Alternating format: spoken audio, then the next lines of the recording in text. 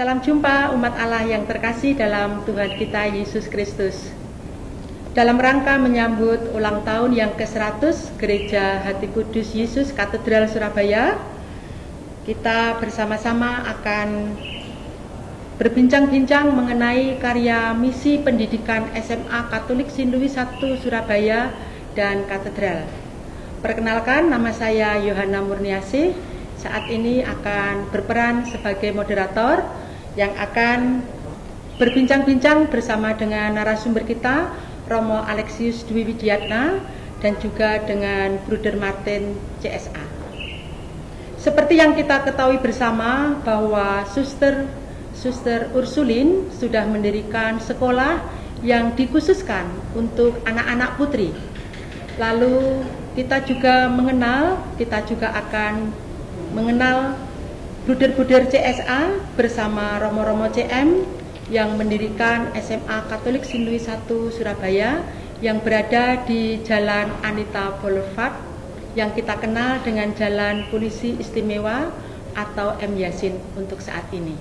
Umat Allah yang terkasih, telah hadir bersama saya Romo Alexius Dwi Widiatna dan juga melalui sambungan online Bruder Martinus Suparmin CSA.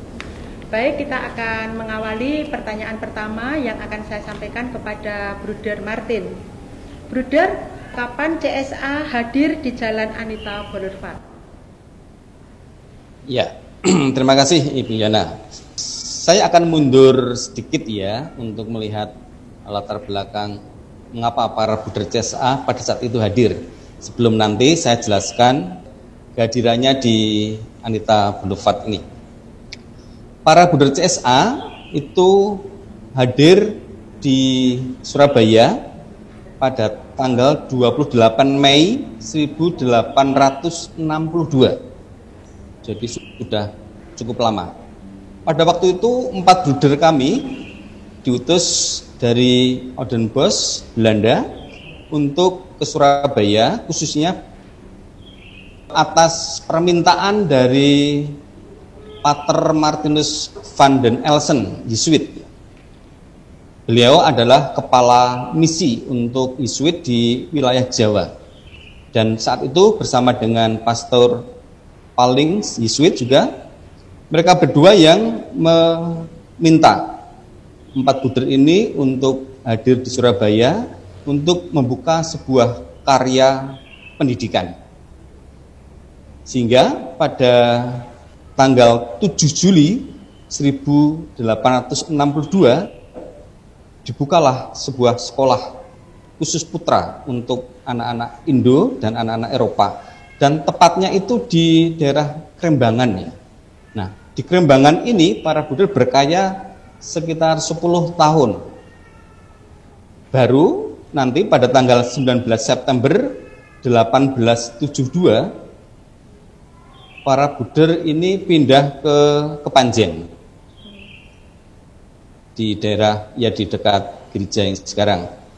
Kemudian para bruder membeli rumah dari seorang umat ya, yang kemudian didirikan sebuah biara dan di sampingnya itu ada sebuah sekolah milik sendiri. Kalau pada waktu itu ketika di Krembangan itu miliknya para Yesuit, milik gereja lah ya, dan para bruder tinggal di situ. Para bruder menyewa rumah itu, tetapi di Kepanjen ini sekarang para bruder memiliki rumah tersendiri dan juga sekolah. Nah, baru ini titik langkah berikutnya itu pada tahun 1923 para bruder itu mencoba untuk mendirikan ya sebuah sekolah SMP Mulo setingkat SMP ya di Anita Boulevard itu. Itu tahun 1923 dan tahun-tahun itu Gereja Hati Kudus Yesus sudah diresmikan itu. Nah, baru pada tahun 1925, jadi 2 tahun berikutnya, para bruder itu baru mendirikan biaranya. Jadi duluan sekolah daripada biaranya, yang sekarang menjadi Komunitas Soferdi itu 1925. Nah, baru pada itulah kemudian para Buddha mulai mengelola sekolah itu ya dengan amat serius, sehingga banyak umat yang tertarik dan sekolah itu menjadi sekolah yang memang sejak awal itu sekolah yang cukup membanggakan ya bagi gereja dan bagi umat setempat. Nah, kurang lebih kehadirannya secara singkat demikian di Jalan Anita Blofat ini. Begitu, Ibu Yohana? Iya, Bruder Martin tadi menjelaskan bahwa Gereja Hati Kudus Yesus itu juga sudah didirikan. Tolong dijelaskan apakah ada peran khusus dari Bruder-Bruder CSA mengenai tentang pendirian paroki AKY, Bruder? Oh ya, baik. Peran khusus para Bruder pada waktu itu terhadap Gereja Hati Kudus Yesus memang secara dokumental itu tidak ada ya. Artinya kami nggak menemukan peran surat-surat, dokumen-dokumen yang menyatakan itu. Mengapa? Karena semua dokumen-dokumen itu sebenarnya selalu dikirim ke rumah induk di Oudenbosch di Belanda pada waktu itu, dan ya tentang dokumen di sana banyak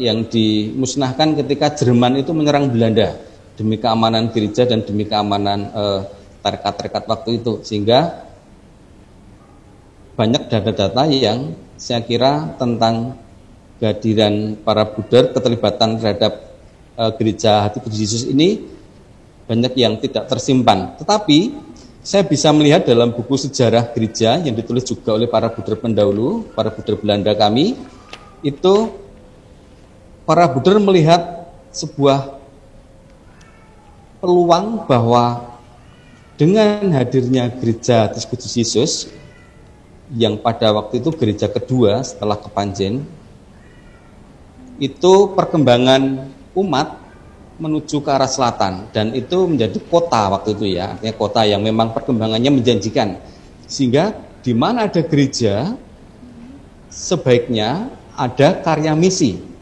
berupa sekolah. Itu konsep-konsep lama yang memang menjadi acuan dari para tarekat-tarekat ya. Saya kira para Buddha bisa membaca peluang itu, dan betul bahwa kehadiran sekolah Saint Louis dimulai pada tahun-tahun itu lalu menjadi warna tersendiri bagi kehadiran gereja. Bagi kehadiran gereja yang jangan lupa bahwa gereja pada zaman itu, gereja Katolik ya khususnya, itu tidak mudah perjuangannya karena pemerintahan Belanda yang memang mayoritas Protestan itu tidak begitu ramah sebenarnya dalam sejarah gereja ya terhadap gereja-gereja Katolik, juga termasuk gereja-gereja yang di Hindia Belanda, sehingga kehadiran sebuah sekolah dalam hal ini Saint Louis di Jalan Polisi Istimewa itu ya sungguh istimewa bagi gereja. Saya kira para Buddha peran di paroki, di gereja seperti apa ya? Saya tidak ada data yang secara detail bisa saya lihat. Tapi bahwa peran-peran berikutnya itu sungguh sangat luar biasa, iya. Itu Bu Yana, saya kira. Iya. Bruder Martir, tolong dijelaskan latar belakang peralihan dari Bruder CSA ke Romo-Romo CM tentang sekolah Saint Louis 1. Ya, baik. CSA sebagai tarekat Buddha yang pertama kali datang ke Indonesia ya, tahun 1862 itu baru menerima Buddha pribumi, Buddha asli Indonesia itu tahun 1957. Sehingga hampir 1 abad lamanya para Buddha tidak menerima Buddha asli Indonesia. Nah, keterlambatan dalam menerima calon-calon Buddha pribumi ini lalu menyebabkan karya-karya besar berupa sekolah-sekolah yang ada di kota-kota seperti Surabaya, Jakarta, Bandung, Semarang, semua sekolah-sekolah itu kemudian dihibahkan, ada yang dijual, seperti di Jakarta itu dijual ke Pertamina, lalu yang Bandung diserahkan ke Keuskupan, yang Surabaya, St. Louis dihibahkan ke CM, lalu biaranya dijual ke SVD.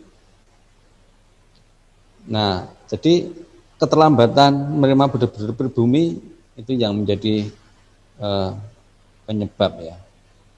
Karena memang masih sedikit, tapi juga ada rahmat di balik itu. Dalam refleksi saya bersyukur bahwa pada waktu itu lalu sekolah-sekolah itu dihibahkan. Kalau nggak dihibahkan barangkali malah sudah bubar karena para budernya tidak bisa menangani karya-karya yang besar-besar itu. Nah, lalu St. Louis itu memang dihibahkan ke CM tahun 1975. Namun dalam dokumen kami memang secara legal di hadapan notaris ya, waktu itu buder kami dan Romo Tandio almarhum yang mewakili bendara Lasaris waktu itu tahun 1985 terjadi serah terima secara formal legal gitu di hadapan notaris Ibu Susanti, sarjana hukum waktu itu. Juga termasuk sekolah-sekolah yang ada di Jalan Tidar ya, di Don Bosco itu. Dan saya melihat peralihan sekolah ini semata-mata juga karena karya Roh Kudus. Karena apa? Karena di balik semuanya itu lalu karya ini berada di tangan lembaga-lembaga atau tarekat-tarekat yang tepat ya. Mereka sanggup melanjutkan visi misi sekolah sampai sekarang dan tetap eksis, tetap menjadi kebanggaan dunia pendidikan di Surabaya. Di sisi lain kami juga bersyukur bahwa karya Roh Kudus itu bekerja sampai sekarang sehingga kongregasi kami CSA meskipun dulu pribuminya itu sedikit, dalam perjalanan waktu sedikit demi sedikit, lalu para buder bertambah jumlahnya. Meskipun tidak sangat banyak, tetapi sekarang ada sekitar 74 buder yang bagi saya, bagi kami, bagi tarekat CSA, ini juga karena karya Roh Kudus yang tetap membuat CSA bisa hadir sampai saat ini dan bisa memberikan pelayanan di tempat-tempat lain yang dibutuhkan. Saya kira itu latar belakangnya peralihan sekolah dari St. Louis dari CSA ke CM. Demikian Bu Yohana, terima kasih. Ya, terima kasih banyak Bruder. Baik umat Allah yang terkasih, kita sekarang akan berbincang-bincang dengan Romo Alexius Dwi Widiatna mengenai dinamika tentang SMA Katolik St. Louis 1 Surabaya. Romo Alex, setelah SMA Katolik St. Louis 1 Surabaya dimiliki oleh kongregasi misi, bagaimana relasi sekolah dengan Paroki Hati Kudus Yesus Surabaya baik di bidang pastoral maupun di kegiatan lain? Oke, ya. Kita melanjutkan apa yang sudah dimulai dirintis oleh para bruder CSA. Hubungan kita dengan HKY sangat bagus. Romo-romo HKY membantu pembinaan rohani siswa-siswi St. Louis, terutama dalam Ekaristi, entah itu akhir tahun, awal tahun, atau mau ujian, juga pengakuan dosa. Guru-guru St. Louis juga terlibat dalam katekese, dalam pengajaran di paroki HKY. Baptisan kita lakukan di sekolah ataupun juga di HKY. Jadi banyak anak dari SMA St. Louis yang dibaptis di gereja HKY, tapi pelajarannya ada di SMA St. Louis. Ini pembinaan rohani. Lalu juga ada pembinaan atau pengembangan sosial karya sosial. Alumni SMA Sinlui yang sudah menjadi dokter setiap tahun mengadakan bakti sosial kerjasama dengan paroki HKY. Di umat dari paroki HKY yang miskin, yang sakit, berobat ke SMA Sinlui, sekaligus kita membagi sembako. Itu ada acara rutin setiap tahun. Dan yang ketiga, kita diberi waktu khusus untuk anak-anak Sinlui bertugas paduan suara di HKY sebagai pewartaan pada kaum muda. Dan yang keempat, secara pribadi, Romo Paroki HKY memberi saya tempat khusus di Pasturan HKY untuk istirahat dan makan siang bersama di Pasturan HKY. Ini sehingga saya tidak perlu pulang ke Kristus Raja, tetapi saya makan siang bersama Romo-Romo HKY dengan penuh persaudaraan, keakraban di Pasturan HKY. Ini yang kami jalin relasi khusus yang sangat membantu kami antara HKY dengan SMA Sinlui. Begitu, Bu Yohana. Iya, mungkin juga bisa ditambahkan setiap minggu juga gereja HKY parkirnya ada di Sinlui 1 ya Romo ya? Ya. Dan mungkin masih banyak lagi bentuk kerjasama yang tidak bisa disebutkan satu persatu, namun yang jelas Sinlui 1 sangat baik berelasi dengan gereja Hati Kudus Yesus Surabaya. Romo sebagai salah satu kepala sekolah, dulu sebagai kepala sekolah yang sangat lama juga di Sinlui 1, mungkin Romo bisa menjelaskan misi yang terutama dari SMA Katolik Sinlui 1, Romo. Kita melanjutkan apa yang sudah dirintis Buder, yaitu mengembangkan iman dan pengetahuan. Saya mendengar kata-kata ini dari Bruder Aquino, seorang kepala sekolah SMA Sinlui yang sangat terkenal dan juga lama dulu di Sinlui. Maka kita mengembangkan integrasi antara iman dan pengetahuan, dan kami Romo-Romo CM menambahkan dengan mencintai atau peduli kepada orang-orang miskin. Ini yang menjadi misi dari SMA Sinlui. Ya. Baik, Romo, mungkin Romo ingin menyampaikan pesan khusus untuk Paroki Hati Kudus Yesus Surabaya, mungkin di masa pandemi, di tahun-tahun mendatang yang lebih sulit, ini apa yang harus dilakukan oleh Paroki Hati Kudus Yesus Surabaya, Romo? Saya berharap katedral tetap menjadi gereja percontohan bagi gereja-gereja yang lain, mengembangkan semangat misioner, mandiri, guyup, rukun, dan terlebih peduli pada orang-orang miskin, pada orang-orang yang menderita, terutama di pandemik ini. Banyak orang yang umat kita maupun umat lain, siapapun manusia saat ini mengalami kesulitan dalam hidup. Maka gereja katedral harus peduli kepada mereka yang miskin dan menderita. Begitu, Bu Yana. Ya, terima kasih Romo. Kembali ke Bruder Martin. Mungkin Bruder Martin ingin menyampaikan pesan atau apapun itu untuk ulang tahun gereja kita. Ya, Ibu Yana dan Romo yang saya kasihi. Sebelum saya menyampaikan pesan dan harapan, hati saya, hati kami, hati CSA itu dengan Surabaya, meskipun tidak mempunyai karya lagi, tetapi Surabaya itu di hati kami menjadi spirit tersendiri. Jika kami mengingat perjuangan para bruder kami awal-awal, lalu ketika kami harus mengalami kesulitan, tantangan, perjuangan mereka itu menyemangati kami. Dan saya kira itu buah dari umat di Surabaya, khususnya di Gereja Hati Kudus Yesus ya, yang tidak lupa akan sejarah.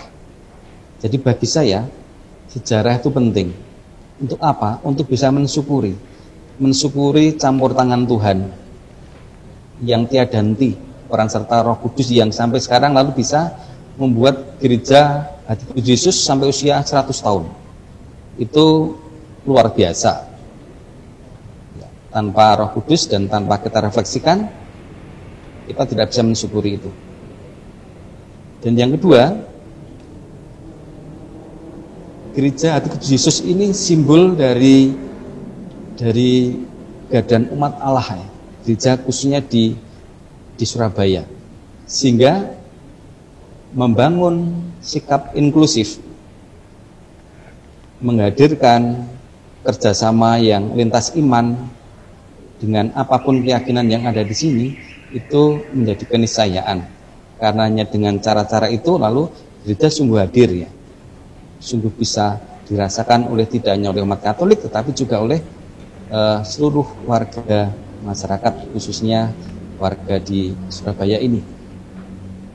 Yang ketiga, karya-karya karitatif gereja seperti panti asuhan, sekolah, asrama dan sebagainya itu wajah lain dari gereja, sehingga perlu untuk direngkuh, perlu untuk diayomi. Karenanya dengan cara itu lalu gereja akan semakin menampakkan wajahnya, bukan untuk kemuliaan diri sendiri, tetapi untuk kemuliaan nama Tuhan. Dan kami bersyukur, CSA bersyukur juga sekarang bisa hadir di paroki Kenjeran, yang juga para Romo CM di sana. Kami hadir membantu mengelola panti asuhan, yang saya kira ini juga bentuk dari kepedulian kepada kaum muda yang memang perlu untuk dikembangkan seluruh potensinya. Demikian, terima kasih. Umat Allah yang terkasih, kita telah bersama-sama mendengarkan penjelasan dari Romo Alexius Dwi Widiana CM dan juga dari Buder Martinus CSA mengenai sejarah perjuangan sekolah-sekolah di daerah Polisi Istimewa didirikan dan bagaimana misi para pendiri, bagaimana itu menginspirasi kita untuk selalu berjuang menampakkan wajah Allah di tengah umat. Selamat ulang tahun yang ke-100 Gereja Hati Kudus Yesus Katedral Surabaya. HKY tetap jaya. Selamat ulang tahun yang ke-100 Gereja Hati Kudus Yesus Katedral Surabaya. HKY tiada henti melayani. Terima kasih.